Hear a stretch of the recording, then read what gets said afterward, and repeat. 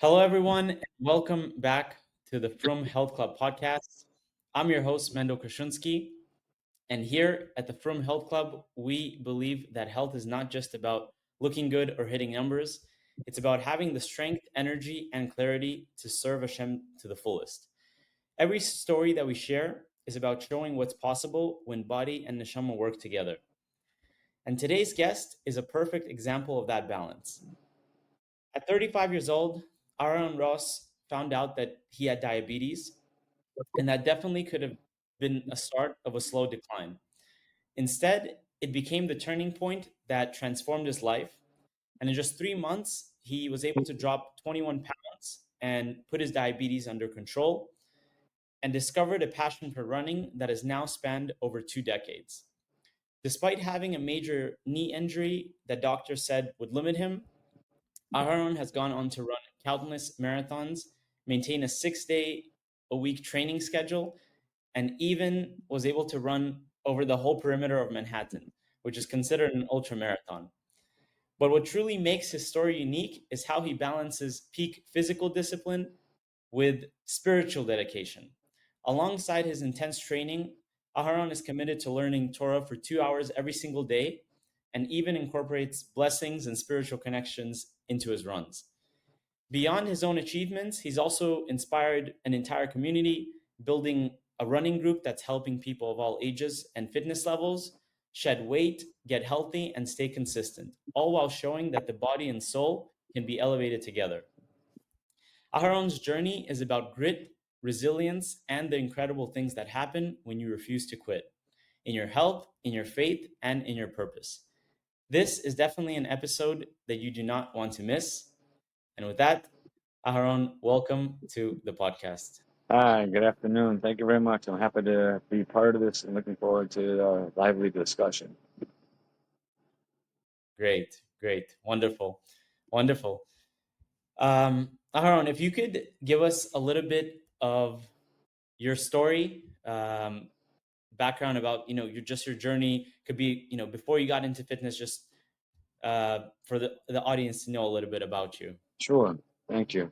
Um, I had a little bit of a background, not much. I grew up as a secular Jewish person. Went to public school, and in high school, toward the very end of high school, I needed a sport to improve my resume to get into college. And so I chose to join the cross country team and the track team. Um, that was my introduction to running. When you're young, it's pretty easy just to jump right in.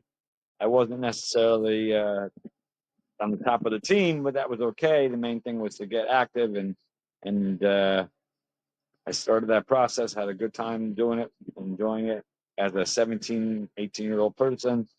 Um, but as soon as the reason that I did it went away, by the time I hit my first year in college, I dropped it and became a typical college kid in terms of putting on extra weight, not eating right.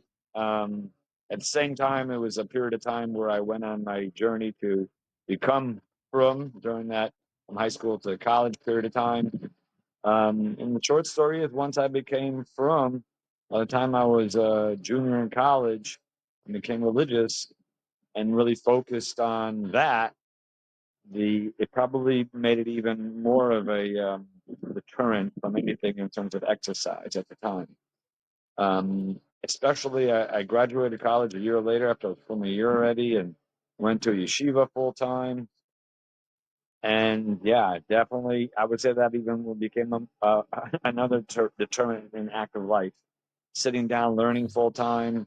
Um, the food in yeshiva was good, but it's not necessarily nutritional, and I probably put on more weight. I have looked at photos back then; it's like shocking. I remember having a big giant coat that I wore, and just yeah, I got heavier and heavier. Nothing really. I wasn't necessarily the heaviest guy or anything, but comparatively, for sure, especially coming from high school. I don't remember exact weight in high school. Probably around. I don't think I even hit 130. Probably in the 120s. I'm 5'8". I have a kind of a small frame, but I I don't know. I never really weighed myself while I was in yeshiva, but I'm sure it was pretty heavy. um, so I was essentially sedentary after I graduated from yeshiva, and then I finished kollel. We got married during that time, kollel, and then basically started my life in terms of business. I'm in the financial services sector.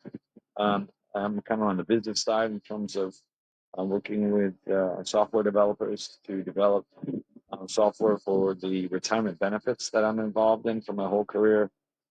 So that world could, I spent travel and all these different types of things. And over the years, again, just didn't do any activity. And ended up becoming quite a bit of time, essentially like 17 years of no activity from time I was 18 Wow.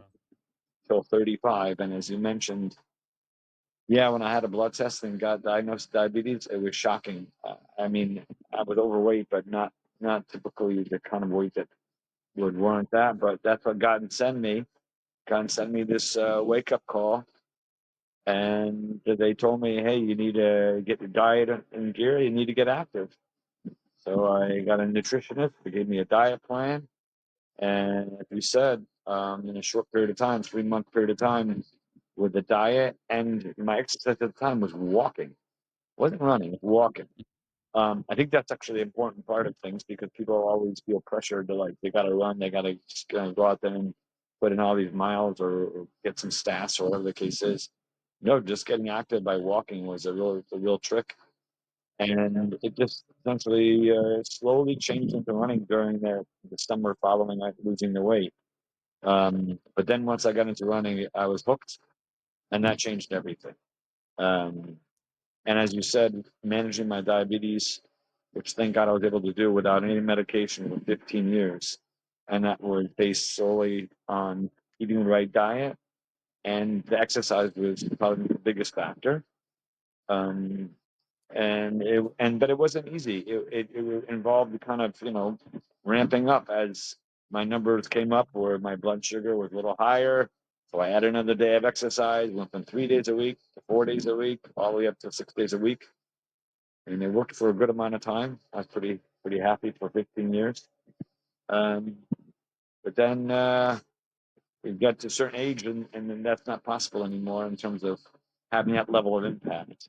And so now I have oral medication, but it's still a huge part of overall health. I mean, I could tell you many benefits of overall cardiovascular health that I got through that process. So my journey as far as actual running now has been 22 years, and I'm thank God very happy. And I try to find joy in what I do. Yeah, yeah, that's incredible. So I just want to rewind a little bit back to when you found out that you had diabetes. Um, you mentioned that it was a shock, but was that shock was the motivation that you know turned into action, or was there something else? Because you mentioned you didn't start running right away. It was a gradual process. If you could maybe just expound on how that looked like how much walking were you doing? When did you transition to running? How did that look like? Sure. Yeah, I started walking because I in business I traveled quite a bit, so I found myself in hotels around the country, and so there was always a gym in the hotel with a treadmill, so it's pretty convenient to walk on the treadmill. It can be kind of boring, and if anyone knows me today, I avoid the treadmill completely, but at the time it was good enough. And they had these random settings. This goes back in time where there wasn't any screen of any whatever a scene or anything. It was just little lights on a treadmill, and when you put this random setting, it would be like hills essentially, and little Mhm. digital lights that would indicate a hill, and the treadmill would increase the incline. And I found it very difficult to walk on those inclines when the treadmill would do that. So I started this process where I would like jog. I don't even like using that term. I would jog on the treadmill on those hill parts, and it made it easier. So when it was flat, I was walking. When it was incline, I was doing this running, and I found that wow, this running's pretty good. It's kind of enjoyable. So it just essentially morphed. It just kind of slowly started changing where I was walking and a little bit of running to a little walking, more running, and then the walking disappeared. And that happened probably about 3 months into my whole uh, exercise and nutrition kind of change in my life. So I started that whole process in the spring of that year, and by the summer, after losing the weight, and that's when I started running officially. So since we're in the summer of 2025, and this goes all the way back to 2003, that's how I get the 22 years of running. Because it's literally when I started in the summer. And like I said, I haven't looked back since.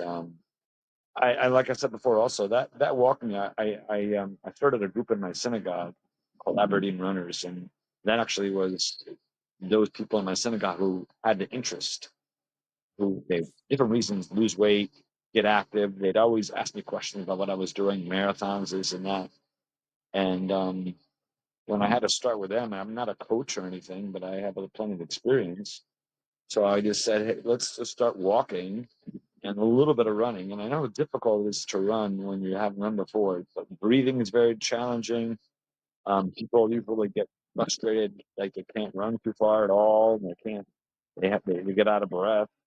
So I focused on just run a short distance and walk. So kind of I call it's a famous walk run method actually. Um, and I kind of geared it to these guys in my show, and they're between 30 and 40 essentially, and it kind of worked. And within a few weeks, they went from similarly walking mostly and a little bit of running to now they're running 5K and up straight. So, and this is only over a little over a month and a half, approximately almost 2 months, that several people in the group has expanded. But that's a separate story, which is very exciting. But it kind of I Ve- feel very attached to it in the sense of kind of like how I struggled through that and how I was able to slowly get into my running. And I would recommend that type of a scenario for people who do get started because it's daunting to just go out and run. It's just, and people typically have that breathing issue, I would say, and it's very discouraging, or can be. Yeah, yeah. What was your first big race like after you started to run? What was I that? didn't do any. Just I recall I didn't do any racing at all initially. I actually was quite antisocial, just about. Meaning, I was so busy working and this and that, but running was just like I fitted in, and and it wasn't even that far, not compared to what I do today. But I just try to have a routine, um, and it was by myself. And I will tell you one thing: I didn't have any music or anything like that. This is way before any kind of significant cell phones, or anything like that. Maybe it goes back to the period of time of a Walkman type of thing, but I didn't carry anything with me. Actually, I found listening to the world around me was very entertaining. I mean, just birds chirping, um, the yeah, breeze, whatever it might be. Um, I guess my thing was to create routes that would keep me, occupied in terms of the different places I would go, even in a short distance. I live in a pretty nice area where within 3 miles away there's a bay, so by the water. And then at the same time, in a different direction, I can go into the hills, and by parks and things of that nature. Parks, I think, actually are probably the best place to go, especially if you don't know where you're going, or on a park trail. It's really nice. Um, yeah, I really was just kind of enjoying Hashem's world. It was, and also I found it therapeutic. With any kind of work that anybody might have, obviously we have a level of stress associated with the work that we do, no matter what field, really. And when I would be out running before, I always was I'm pretty sure it was the morning time generally. Um, yeah, it was a great way to just get your mind clear, actually think very well, be creative, and just always have that kind of accomplishment to start your day before you get into your yeah, work. So yeah, that was. I yeah, didn't get into races until much later, a number of years later. And I would actually say the charity races. Probably what really kind of started me, and most famously, I guess, would be High Lifeline, which was kind of the leader in that.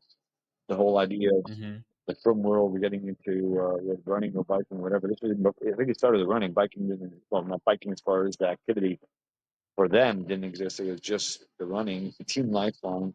So I did my first race with them in 2009. In that, I think it was 2009. Yeah, in Miami. They had only done like one or two before, so it was pretty new. And that was a great experience to raise money for a good cause. How Lifeline became Simcha and all that. Um, but that's where I had this injury, this famous injury, where I had a symptom initially where I pulled my hamstring, and then I found out subsequently that the reason I pulled the hamstring is I have this bad knee that needed to be surgically repaired. You want to know that story? It's almost a separate story, but that really was quite a major change in dealing with running, my first significant injury. Um, Yeah, yeah, definitely. We'll definitely discuss that. I definitely want to get into that. But I did want to ask you about the transition. It seemed like within 3 months, you already, like, when you find out that you had diabetes, you were able to lose a good amount of weight, like 21 pounds, I believe you yeah, mentioned, right? Within 3 months. What were some of the biggest changes that made that possible? Was it also like a combination of nutrition and starting to walk? Like, could you just expand on that a little bit sure.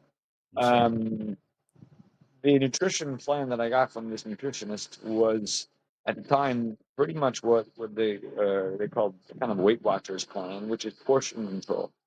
Um, I Hmm. used to eat this ridiculous amount of food essentially because the diabetes, the way it kind of manifests itself is because your body's looking for sugar, looking for the Mm, boost. You get, I had extreme tired symptoms that I would just be tired. I'd literally at work, for example, at that particular back in time, I used to work in an office with people. Kind of funny, I don't mhm, anymore, but um, and I'd be in a meeting in a conference room, and somebody be speaking, and I would literally nod off, like I would fall asleep, and somebody nudge me, "Hey, Aaron, wake up!" And it was uh, embarrassing, and it was very problematic. wow. And at the time, I just was like, okay, I don't know if I recall, one of the things that was like a little sweet thing that I would grab that was easy to just pop in my mouth. Um, it was kosher at the time. I'm not sure today. It was this candy called Starburst. Um, and I would just pop the Starburst. Oh, wake me up the sugar, right? And I didn't know it was the sugar. I just thought, oh, something that occupied me, whatever.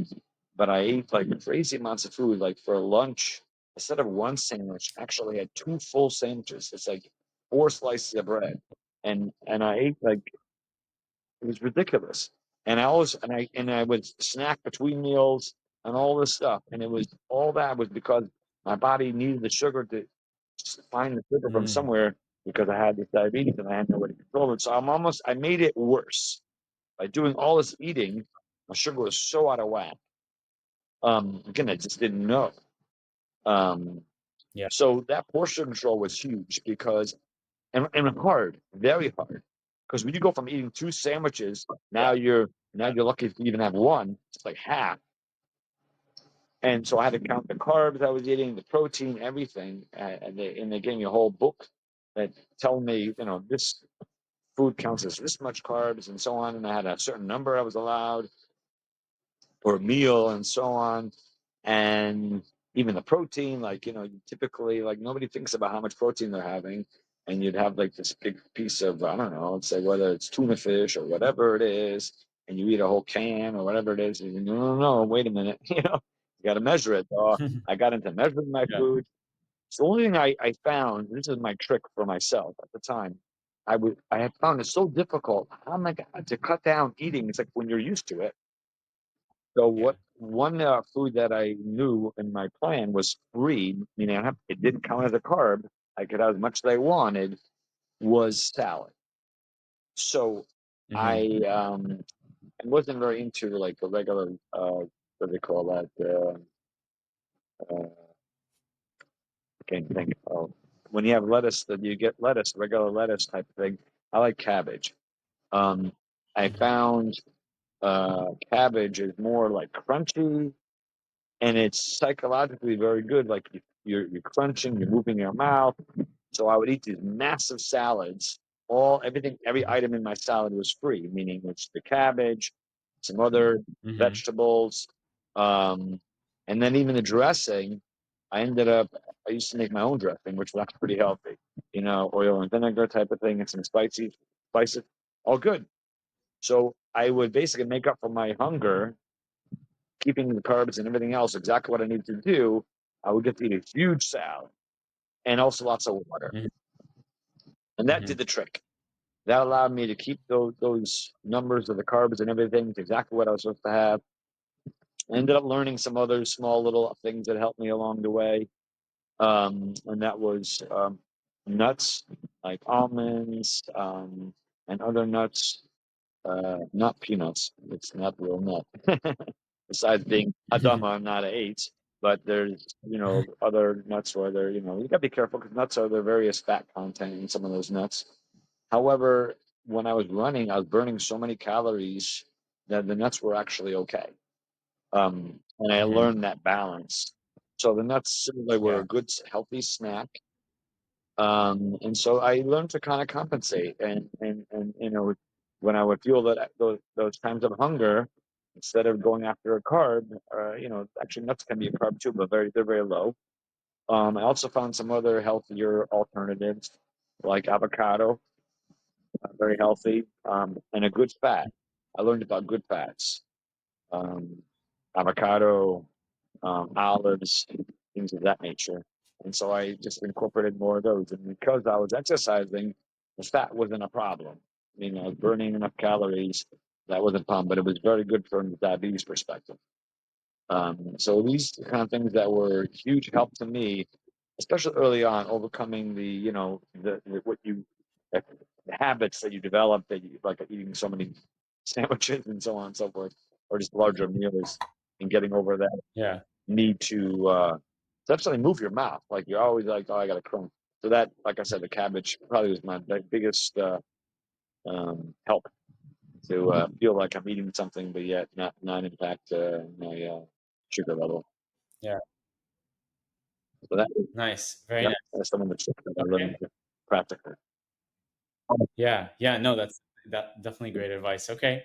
Great. Thank you. Thank you. So as you mentioned about the knee injury, Yeah. if you could share a little bit about that, then it seems like it happened when you were already like pretty into running. And how did you continue running Yes. after the injury? Yeah. So just in terms of time frame, it was already essentially 7 years into my running and everything. Um, I wanted to just clarify that when I had this, when I went to doctors and they did X-rays, they found that I had basically no cartilage left on the femur side of my knee, kind of like arthritis. The doctor said it wasn't necessarily due to running, and I want to emphasize that because people might, the Mm, people who are the whatever you want to naysayers, all right away, oh, you're gonna have knee injuries, oh, watch out, that means you're running too much or whatever. The doctor said yeah. that the truth is, he said that might have been something that I had he used the term birth defect. It just means that you were born that way, that you just didn't have that much cartilage, and it kind of came out because now you're actually, doing an activity that's going to essentially reveal that, Hmm. and it did, and so um, it was very painful at the time. It was more to get running. The walking became problematic. It's arthritis. It's like bone on bone, essentially. Very, very painful. Yeah. Um, so the doctor had two kind of choices of surgery to do on my knee. One was very serious and unrepeatable. It was the type of surgery where essentially they take a plug of cartilage out of the side of your bone, the side of my uh, thigh, essentially, and they create a little hole in your bone. And it's like a puzzle, and they put that piece of cartilage Wow. there. But you have to be in traction. You have to be literally in a hospital bed with your leg up. You can't move for a number of weeks, and then And then after that, you have to kind of, allow it to continue to heal before you could run probably a very long time, relatively speaking, a number of months. But the issue there was, he said you'd have great cushion from this cartilage because it's your cartilage being, essentially transplanted there. However, he said you're going to wear it away through activity, walking, running, and all that. And once you wear that away, Hmm. because of this type of surgery, that they made this hole in your knee to create that plug, it's not repeatable, and you will then have no recourse, and your knee will be done essentially. It's for running for sure. Um, Wow. so the other choice I had, which is what I opted for, was the repeatable surgery called microfracture. Essentially, they put little tiny holes in the bone, this little ice pick of sorts. This ice pick actually was named after a doctor, Dr. Stedman, Jewish person. And they put little holes in the bone. You have to be non-weight bearing, which essentially was on crutches for 6 weeks to allow the bone to basically, the bone bleeds from those holes. It creates scar tissue. That scar tissue mimics cartilage, not cartilage, but it's a cushion Mm. in the scar tissue. And that would allow me to not only walk but run. The doctor warned me. He said it's kind of like tires on your car. The more you use it, you're going to wear away tires. You have to replace tires every so often. And he even told me probably you'd be lucky to get 5 years out of this type of surgery. Then you're gonna have to either get another surgery like that again, um, to have that get your mobility back to do what you want to do. And my wife told me, no, I don't think we want to do this again, but at least we know it's an option. And this actually was a Hmm. surgery that was popular with basketball players. It might be still done today, if I'm not mistaken. And this particular surgeon was actually a surgeon for the Rutgers University basketball team in University here in New Jersey. So he had done the surgery plenty of times for these basketball players. Um, anyway, I was on crutches for 6 weeks, and then I had Wow. and then I was not allowed to run for almost 6 months from the time of the surgery. Wow. So I 6 months opted. out. I needed to Wow. get active because I knew how important exercise is to controlling my diabetes. So I Yeah. went into biking, which I was allowed to do, and I cycled, and I got because I was already into endurance with the running. I right away got into bicycling quite far, um, and I enjoyed it. And it was for those 6 months, it was fine. But as soon as that clock expired, as soon as 6 months was up, I got right back into running. Um, as the doctor had told me, it's going to take some time to kind of rebuild your muscles and everything. So it did take time before I was able to race again. Um, so that was 2009. In September of 2009, I was back to running again after March of the surgery, March of 2009. And basically, it took about a year for me to really get my fitness all the way back to where it had been previously.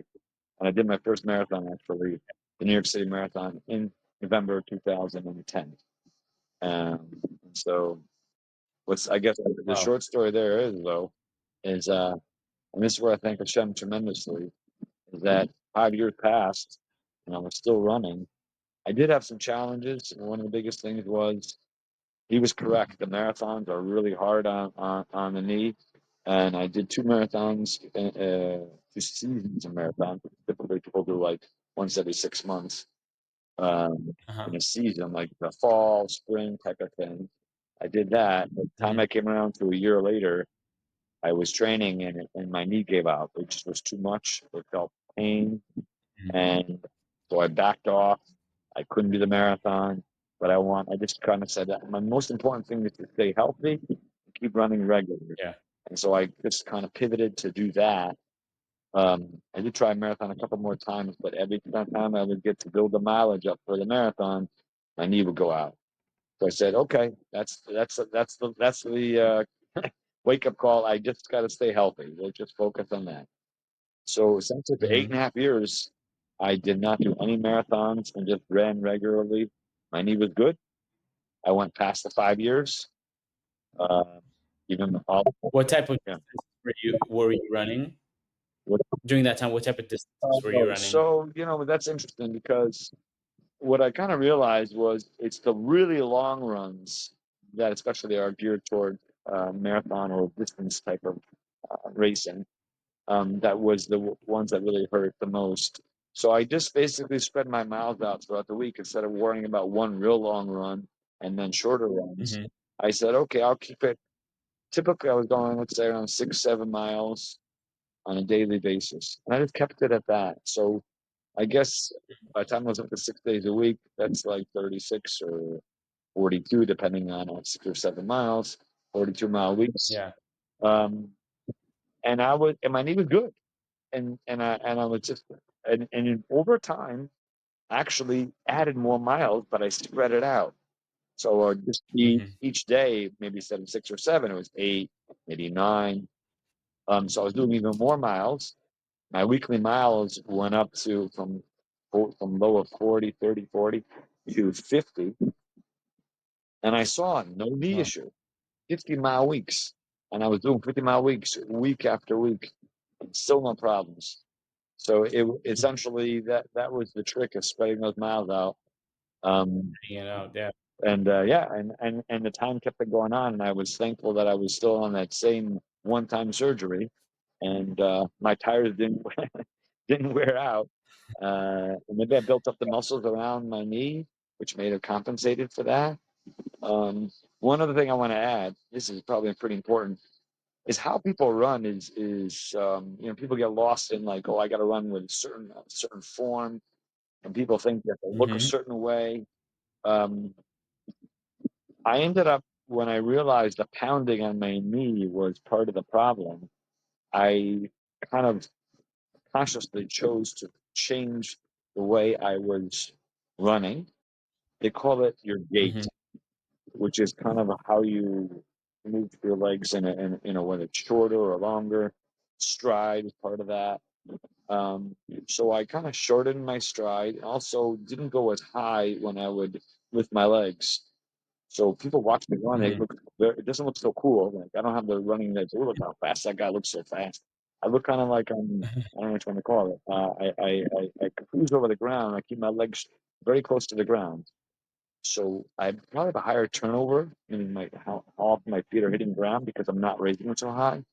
Um, but that is less pounding. I'm not raising my knee so high. And it's because of that. That's right. You might have to ask Dr. Ruby Minkowitz, since he's an orthopedic surgeon, he might understand this more from that perspective. But yeah, that actually changed everything. I think that the way I changed my Well, gait completely changed that pounding kind of effect. And that's my understanding of what essentially saved my knee a longer term perspective. Um, yeah. so yeah, so that was another thing that I kind of figured out along the way. Yeah. Oh, very interesting. So yeah, it definitely did, as we can see, Baruch Hashem saved the knee, made it stronger. I want to dive in a little bit about a recent achievement that you've done, which I think is pretty big achievement, which was running the entire perimeter of Manhattan. That is definitely ultra marathon distance. What motivated you to do that, to do such a challenge? And do you feel like you discovered something about yourself while doing it? Because this is not a regular run. This is Right. this is a really, really long distance run. So if you could share that, please. Sure. All I would add in terms of how I got to that point was getting back to marathons again. Essentially, in 2019, after 8.5 years of not doing marathons, I was so curious to see if I could do it again. If my knee, based on building up the miles overall, would be able to handle it. And the short story is that I did the Philadelphia Marathon in 2019.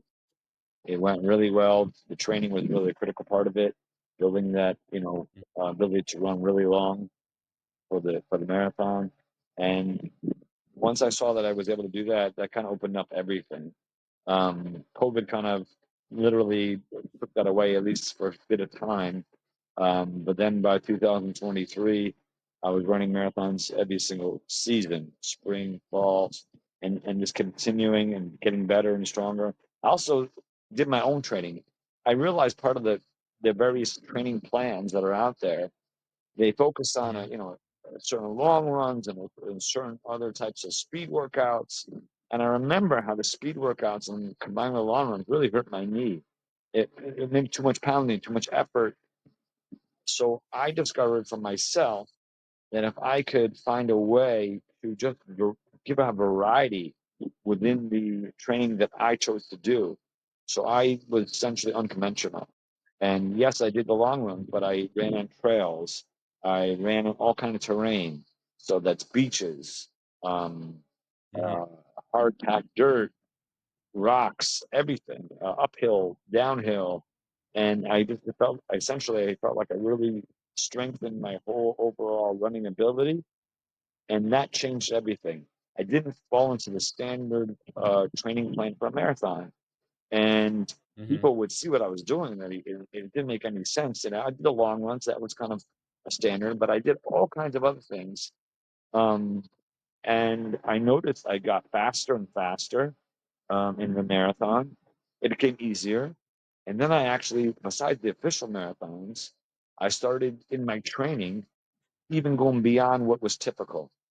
And I'll have to, leads up to the marathon, the ultra marathon of going around the entire perimeter of Manhattan.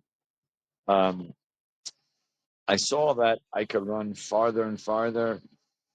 So usually in a marathon training block, people run a 20-mile run. That's the farthest they typically go in training for a marathon, which is 26.2 miles.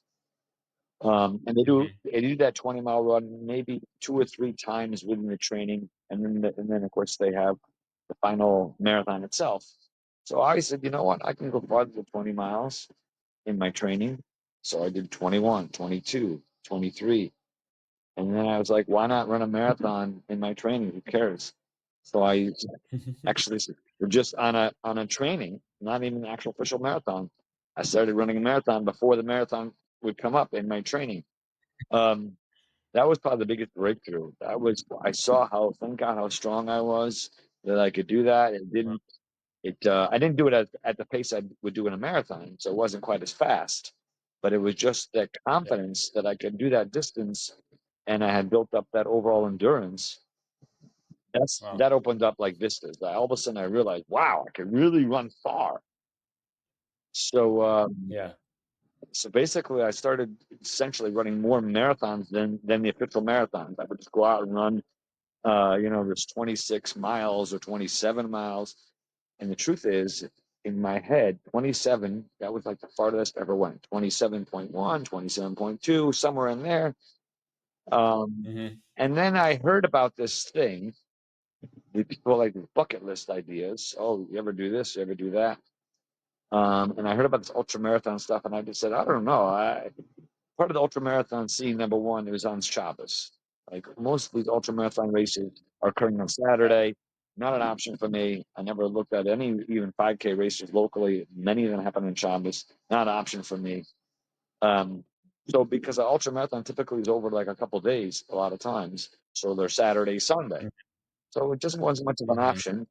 So I heard about this idea of the perimeter of Manhattan, and I looked into it. There were websites about it, and the official distance was around 31 or so miles. And I said, or so.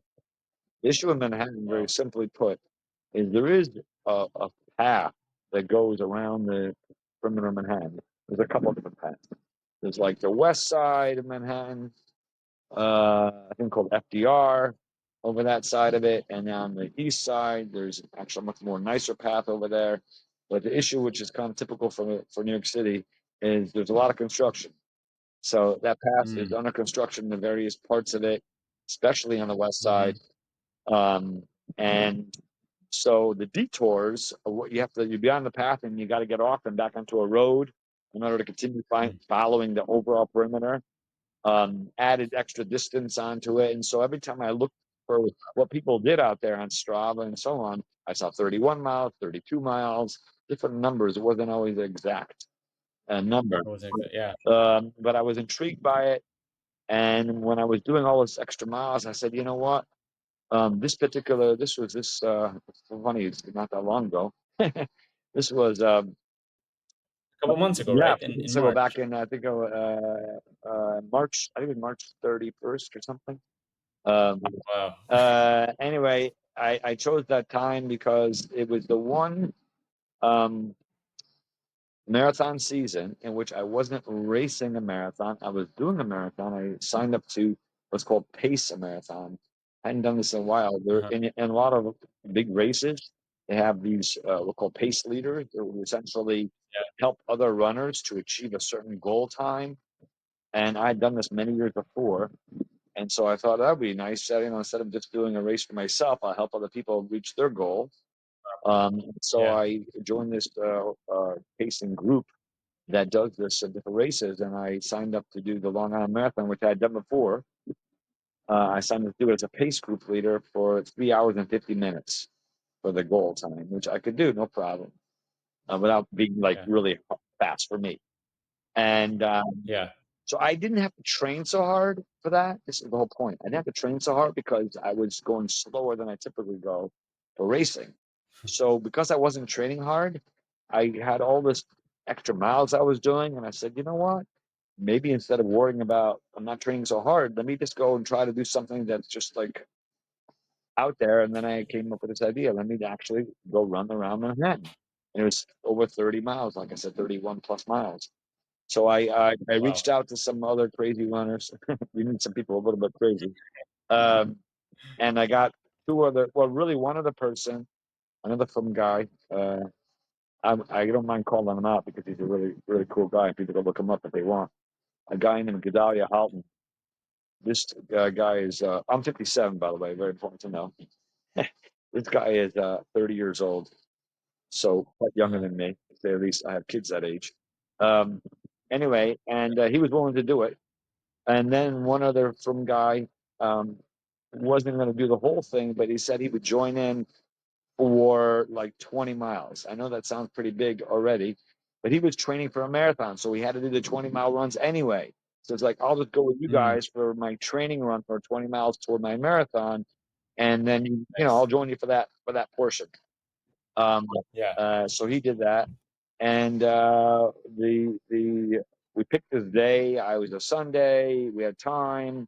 Um, Actually, there's a lot bigger story to that. Why I picked up that particular day happened to be a day that I had yahrzeit for my father, and I knew I'd be going to. I decided to go to Crown Heights to lead services there, and it was just kind of convenient. Literally, I would be there, and then I could just take a car or whatever and go to the start at Manhattan and run around Manhattan and come back in time for Minto. uh, Yeah. so these are the It took bonus you. of a from guy. You gotta figure it out.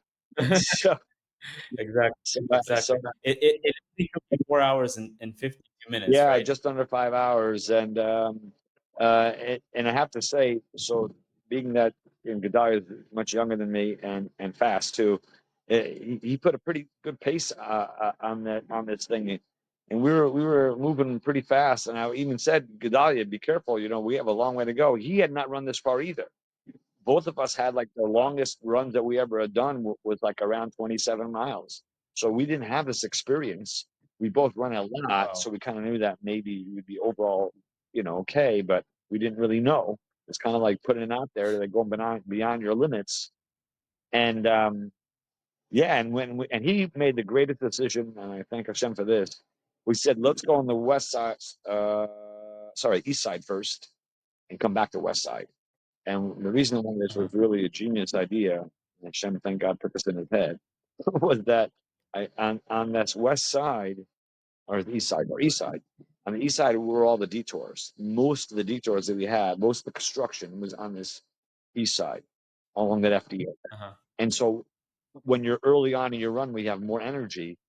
It wasn't as frustrating when you're like going, oh, we hit it literally a detour. We had to go run back. It wasn't like just stopping. We had to run back. The Wow. last place where you can pop off the trail, get back to the road. We're using our GPS. It's like really crazy. in the middle of the thing, trying to figure out where Yeah. we need to be. And then even when we're back on the road and we're looking for how long do we go before we go back to the path again and see if it's open and the construction's, not blocking us.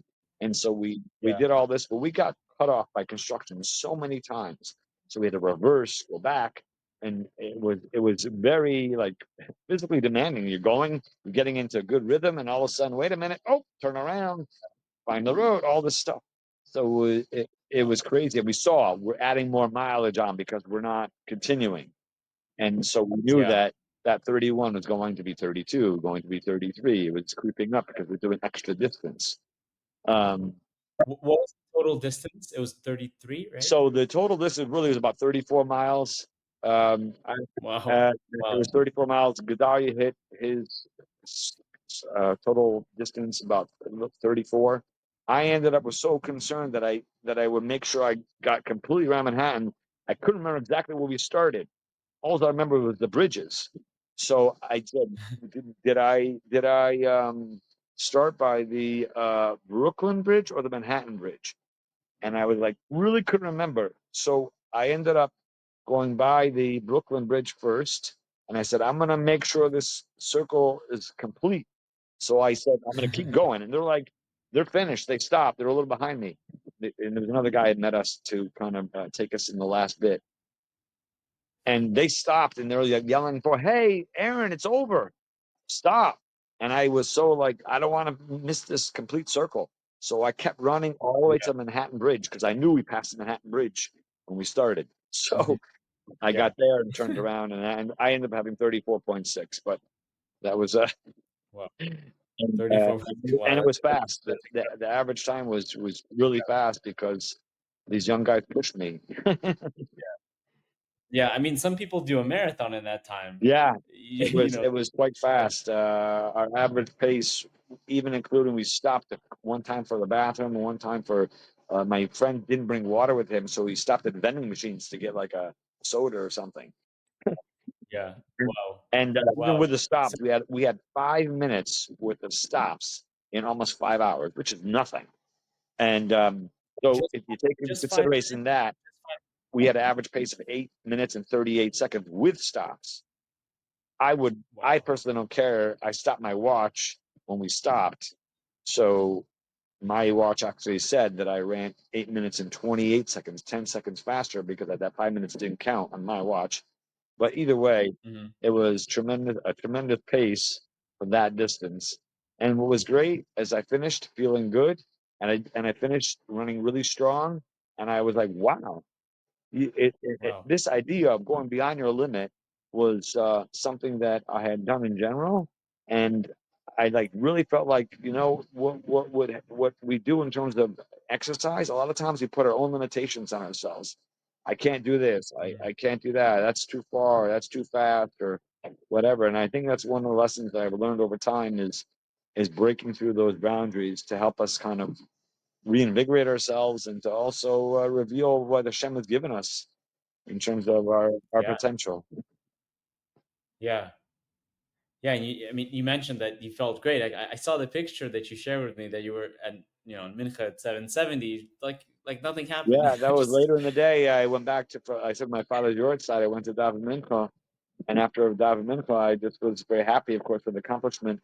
And I took some photos there and I felt great. And I think I don't remember how many, I don't think I took too much time off after that. I think maybe a day or two. I didn't really like take a lot of time wow. off. I was ready to go. I had to still do the Wow. marathon in about a month later, May 4th. I did that marathon in Long Island that I paced as the pace leader.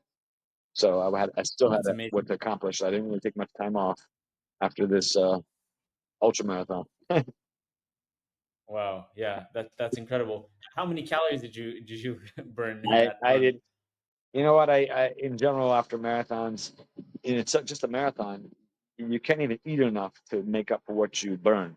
Um, Yeah. and also, I would say, truth is, when you run that kind of a real strong effort and if you're racing a marathon, your stomach's kind of like not right, so it's hard to like just chow down. You can Yeah. eat, but you kind of have to kind of slowly get into it. Um, Mm-hmm. so I remember I had this person who came. I'm not going to necessarily tell you who it is, but you can look at my Strava if you want to see who's the person who came and ran the other way because it's a circle, right? He ran the other way to meet us. He actually came from Crown Heights, crossed the Brooklyn Bridge, and then went toward the west side to meet us because we were coming toward him, and we were communicating via our phone. And he met us when I remember we were just sitting like 30 miles when he met us. So he basically ran us the last 4 miles together. And thought he was Uh-huh. going to see people. He thought he was going to see us like, broken down, walking maybe. We were both Yeah. running and running strong, and it was amazing. And he basically was our kind of a leader to take us through the final bit to encourage us. So yeah, and I was at his house after. He was so nice enough. His family let me use the shower, which was a big deal, and Yeah. Yeah. cleaned up. And then his wife made a huge meal, and I ate. I kept on eating. It was like it was no problem to keep eating. I plenty would have what I needed to make up for it. But yeah, Oh, amazing. Amazing. Really, really amazing. those are the fun parts Wow. of when you run a lot is like the ability to eat like it doesn't matter. Like there's no amount of calories is going to impact my weight or anything. Matter of fact, usually you're so Yeah. deficient that it's not even in the ballpark. You just can't eat enough, which is kind of a good problem. And sometimes there's runners in general, not just for marathons, but who run to eat, meaning burn a lot of calories so that you can enjoy some food that you like. Yeah. And that's actually Yeah. a good motivation too, because sometimes, I really like to have that pizza, but it's not really great for me. Well, let me go run six Yeah. miles first and then have a slice. Yeah. Yeah. Yeah. Like Dr. Ruby Minkowitz was mentioning in the last podcast, like, could you imagine, eating basically, what you want because you are burning it already in these runs. So yeah, it's definitely, I think, a good motivation for a lot of people. Um, yeah, yeah, great. So I wanted to transition a little bit and ask you. I know you mentioned that you also study 2 hours a day, um, and you're also running 6 days a week. So how did those disciplines strengthen each other? How do you feel that they strengthen each other? Um, so I guess this is part of personality, which is not too surprising. I'm pretty regimented, so kind of like the whole schedule thing. For me, I get up early. My regiment is I go to shul early. I'm there. I open up the shul actually, and I start davening. I take my time in davening, and then the minion comes along, and then we're davening together. So after I finish shul, that's when I go home and go through my routine actually to get ready to run before work. Mhm. Um, and for me, it's just go through that routine. I think routine is actually a big deal in terms of helping you kind of uh, fit everything into your schedule. Um, and so I Yeah. get my run in, and then I work actually from home, which is very convenient. And what's also convenient is I can just show up in my sweats after I get home from a sweaty run, quickly change into some dry clothes, and typically I'm not on a video call. So most of the time I could sit there and talk to my colleagues and do business without them seeing that I'm sitting there sweating or whatever. Um, all I would say about that, just a small thing to say, is that my colleagues do know that I run, and they actually are always complimenting me on the energy that I bring to the conference calls and meetings that we have, because I'm all real excited from all my endorphins going on already. You don't need coffee, and they love the energy. Anyway, my learning schedule is typically after work, where I put in my serious learning. Um, so I pretty much time it that it's after I finish work. So definitely after 5, 6 p.m., depending how work goes. And I just sit down and I have my Seder that I learn. As Lubavitcher, I have kind of the standards, Titas and Rambam. That's say Tillim in the morning, learn Tanya, the daily portion of the Chumash, as it's divided up into 7 portions with Rashi, and then Rambam 3 chapters a day, and then I also do Daf Yomi, and I spend my time on these things, and it takes some time. and it ends up between all the different things that I learn. It's typically close to 2 hours. Sometimes, really, depending how long the daf is, or the three Yeah. chapters of the Rambam. That's a pretty significant part of it. And Yeah. I find it personally, it's all that stimulation. In the morning it's the running stimulation. In the afternoon, the evening, when I'm learning, it's learning Torah stimulation. We know it's stimulation because we just went through Tisha B'av recently, and we know that on Tisha B'av we're limited to learn only certain types of Torah, and it says there's the other reason you can't learn what we call the normal things that we learn during the week is because they make us happy. So the fact that Mhm. halacha says that is very obvious to tell us how Torah stimulates us. It makes us happy. So that Yeah. happy time in my evening when I'm studying is great, and a sense of learning and understanding more and more of what Hashem has given us. Um, it's fantastic, and so that's how I kind of end my day of sorts is with that, and so I think all this is the same skill set of being regimented, making a schedule for yourself, however it works for you, and this works for me. Um, Yeah. and so that's really what it comes down to. So I guess my personality of, I guess, sticking to things and making sure I do those things.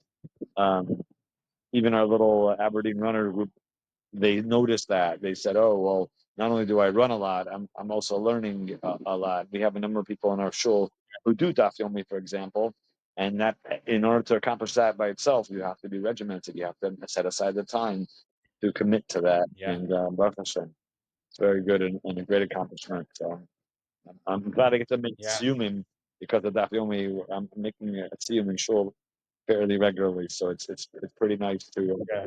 to have that, just like we run a race or whatever. So as you finish the sector, you also get that sense of accomplishment that you spent Yeah. those weeks, months, whatever, to finish that track race. So similar Yeah. feeling Yeah. of accomplishment. Yeah. Definitely. Definitely. That's beautiful. Okay, so we have a couple of questions actually from the group. Okay. Some group members had questions. So someone that's asking this is currently overweight, and they want to ask what should be their first steps for them to take in terms of it could be their nutrition or just starting. What would you recommend them to do? This is actually pretty important to me because I've seen this a lot, and as I mentioned, it's very challenging. The weight itself is people are motivated. I got to lose weight. I have to address this, and they have a lot of things that become difficult for them because of the weight. At the same time, Hmm. running with a lot of weight is physically difficult. Mm, So the first thing I would say is it's to say to people, "Hey, do a serious diet." It's also a challenge. So I would tell people to make small changes in terms of the diet. Like if they're eating a lot of junk food, I would say even to cut one thing out, not everything, just even one thing. That's a start. But the biggest thing I would say is go out and walk. Walking is the easiest thing, the lowest barrier in yeah. terms of exercise. And you don't even Yeah. need to go out for a long time. You have to start just change. The change is enough. Go out and walk for 10 minutes. Walk for 10 minutes. And if you cut out, I don't know what kind of junk food a person might eat, whether it's chips or popcorn or whatever it is, try to cut out one thing. Eat other junk food if you want, but just cut out the one thing, go for a walk. And the goal really is that 10-minute walk should change over to a 15-minute walk, 20-minute walk Yeah. over a number of weeks. Keep getting walking more. The goal really is to get to 30 minutes. A 30-minute walk. Now, when I talk about walking, it's a brisk walk. It's not like a really slow walk. Try to walk a little faster, Yeah. more than faster than you would when you would typically go to show, for example. um, to walk with a purpose, walk like you're pushing yourself a little bit, um, and that it tends to help just get over the first barrier, which is just getting out there. That's the hardest thing. Is Yeah. just people are like, I don't have 30 minutes, so we don't start with 30 minutes. Start with those 10 minutes, or something like that. Um, and what I found in the group I started in shoulders, different people. I mentioned one had a weight issue. Similarly, when we started even a little running, it was very difficult. But when we made the running for like a minute, walk 2 or 3 minutes, run 1 minute or 30 seconds, depending how it goes, and then walk and just keep doing that. And now that person is doing over a 5K straight of running, and the weight is starting to come off. And the guy's telling me in shul at Kiddush, I'm not so interested in having all these fatty foods or Mm, whatever because you feel healthier. You start to actually naturally not want to eat certain garbage type of foods. So I think it's kind of yeah, a domino effect in a good way. And that's all definitely. starts from just easy things that we could do, easy walks, and just starting to cut out Yeah, some garbage food that we might be eating. And then it'll yeah, create a good trend. And I'm happy to help that yeah. person if he wants to reach out to me individually with a particular plan. Okay, I do help people with training. great, great, wonderful. Okay, I'll definitely let that person know. Okay. Um, Okay, great. And then someone also asked what they should do if they only have 20 to 30 minutes a day, but I think you answer that walking could be a good start.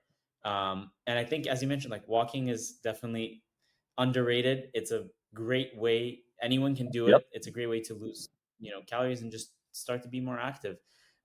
What's interesting is I actually read a book called The Blue Zones. It's about people that live the longest in different places in the world. Is this huge study, a majority of them, other than the ones that are living in America, the ones that are living in America, they are running. But the ones that are in different places like Italy, Japan, majority of them, they're not running. They're just walking a lot. They're moving. And that's like the most important thing for people to remember, I think. Yeah. Yeah. I Yeah. would just add one thing on. I always kind of put a goal out there, if, even for the walkers. The goal is to build up to get to 30 minutes of activity straight. That's activity because if it's walking, great. If it's running, if it's swimming, if it's whatever it might be, that 30 minutes when you raise your heart rate up is where your body Mhm. starts to have the cardiovascular benefit, where you really start to have the benefit. And then once you get to that 30 minutes, that should be your goal as a minimum to keep 30 minutes of activity. And if you need to warm up a little bit, meaning to do, start off slow, it really kind of almost doesn't count toward that 30 minutes because you want to get the heart rate up a little bit. Yeah. So this 30 minutes becomes that critical thing. And then, for example, one of the runners in our group, he actually was already kind of a runner, so he found it pretty easy to get going on his runs, and he started running faster, and he accomplished his 5K in like 23 minutes, which is pretty good. And Yeah. I said, it's great, but you need 30 minutes of activity. So if you don't want to run that fast, either slow down or do a cool down and just keep some sort of running for another 7 minutes to get that 30 minutes in. Very important. So that's even if a Yeah. person's already active, they that 30 minutes is a pretty important minimum to try to achieve. Yeah. Yeah, definitely. Um, I know that also finding, joy in the process is something big for you. If you could share, why do you think, that it definitely seems like it's important, but um, as you mentioned, people get caught up, like I need to run at this distance, but enjoying it is also a big part of your journey. So if you could share a little bit about that as well. Sure. Yeah, I've actually I think this has become my biggest thing. I'm not really a big social media guy, except for Strava. That's kind of the only thing that I'm really into. And Yeah. I find that I want to always have something different, even though I have pretty set routes. I try to go someplace different every day. So my 6 days or six different places, six different loops or whatever it might be. Um, but I Hmm. find like if I could do something different, I like to take photos, videos. That's actually a distraction to do that. And it's funny because I think sometimes we might take the same photo, like same location or whatever it is. People like you took that. It looks very similar to this photo from another day or whatever. It's because we love some scene, like it's by the water. It gives us a good feeling, or on a hill, and we look out over the distance, or whatever it might be, or people, or whatever it might be. And I just try to keep things exciting for myself. even the regular runs, find something new. And I'd also add, you could change your regular route even in a very small way. Small changes are huge. So that means like if you typically always turn on this corner and go down this block or whatever the case might be, if you just like instead of turning in that corner, go either one block more or switch sides of the street, reverse a route. Uh-huh. Reverse a route means do the same route exactly except in reverse. It makes it seem like a completely different route. Um, Uh, or I just try to have fun. My fun for me is all kinds of things. Uh, I actually like to anybody that I know that's Jewish along my route. I like to bless their families. So when I go by their house, I give them a bracha. Just me literally verbalizing that. In our Beautiful. Aberdeen Runners group, it became a funny thing where people take a video. I bless the rabbi's house, I bless this person's house, and now it's like a little bit of a social media thing where people are sharing videos of blessings for other people's houses. Something I've been doing for years, not on video even. Um, Also, I like to wave at people. I wave at people, people walking on the street or sidewalk, cars. I wave at cars. Some of it's actually strategic because I want them to see where I am. I run on the side of the road so they can see me. But I think it's also Okay. really good. And I get people like who will, give me a thumbs up or things like that because they can inspire them. And also, I think it's a Yeah. Kiddush Hashem if we wave at people and wish them good morning. I do that regularly, and and I actually get a lot of energy from people who I'm waving at them and they wave back or what have you. That's it's like a fan. It's like gives you energy. Meaning a fan, FAN of somebody who enjoys what you do, not a fan that keeps cool. Yeah.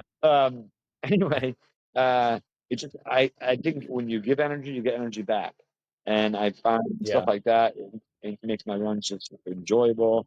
I talk to the crossing guards from they're taking the kids across for schools, and I get to be friendly with them. Some of them actually stop traffic for me when I come because they're just being really nice, even though I'm not a kid or whatever for school. But they just are nice, and when you treat people nicely, you get nice things back. Um, so I these types of things to make your exercise fun and enjoyable and make it a Kiddush Hashem. To me, that's very important. And always finding it's something new and different, and appreciating the beauty in this world that Hashem has created. That's to me the number one. And I do a little small epic things like we talk about going to Manhattan. I also when low tide happens, where I live 3 miles from the bay, and there's like a number of towns along the bay. And when low tide happens, the shoreline actually expands, and I'm able to connect beaches that I normally can't connect. And Mm. I have connect multiple beaches, run through a little water, which is kind of fun. And I think when you feel like a kid out there, that you don't care what Hmm. people think. You're like, I'll run through the water, I'll scream some chants or something, let's go, that kind of thing. That's one of my famous Yeah. things. It's like you feel young, and I think that's really the key. You don't have to like look your age when you're out there. Oh, I'm an old person. I have to be all reserved or whatever. No, have a good time. Enjoy, encourage people, and I think that's probably the biggest thing that I've found is encouraging other people has been the biggest Yeah. biggest thrill for me and the most energy I get from people. I even now when I'm passing by people, I tell them, "Can I have a thumbs up? Can I have a thumbs up?" And I take a picture, and these are people walking or whatever, and it's like they get, "Oh, okay," So it's just like another way to entertain myself, entertain people. People are pretty open to this stuff, and so Yeah. that's what to me, just having fun, finding different ways to, and if everybody might be different, and that's okay. Whatever you can find that'll enliven your run or enliven your activity, and also engage other Yeah. people.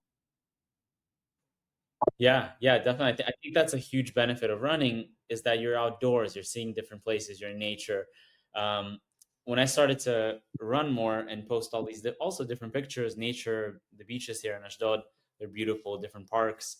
People that live here for like 20, 30 years, whatever it is, 10 years, they ask me like, where are all these places? We've lived here for so long, like we don't know where these places are. It's funny, people live in the city for a long time, but sometimes they don't see it because they're always either working or whatever. And when you're running, that's a perfect opportunity to mix both. It's seeing the city and also being in nature. exercising. It's a great mix. Okay, I would great, great. just add to that that I've discovered so many places that when I take new runners like our Aberdeen group from Schull, they see places, parks, and places they just never knew about. So I agree with you. Yeah, That's one a great way to know an area is to run or exercise there. yeah, yeah. Great. Okay, so to wrap things up, if you had to leave the listeners or the viewers with one line of motivation to be living a healthy and strong life, what would that be? um, I would actually just say is just get active. Whatever works for you. That to me is the most important thing. Is people don't have to get to a certain mold just because this is what their group does near them, they run or whatever. If you like swimming, if you like bicycling, if you like hiking, if you like rowing on one of those rowing machines, whatever, there's many things. There's so many things. The main thing, just Yeah. get active, find what works for you. And sometimes you have to experiment. Try this, try Hmm. that. Or Yeah. even if you do find a regiment, and you don't have to have one thing. You could do running, cycling, hiking, all these different things, and just find a way to mix it up and enjoy yourself. And that, I think, is the most important thing: is to enjoy yourself and what you're doing, and just try to find a way to continue to be active and be happy with what you're doing. Yeah. Beautiful. Okay, great. Thank you so much. It was a pleasure talking to you and to learn more about your story. It's really, really inspirational. So really appreciate you being here, and it was great. Thank you very much. I appreciate the opportunity and look forward to continuing to engage the group, and hopefully we can expand the group Yeah. as well. Yes. Yes. Definitely.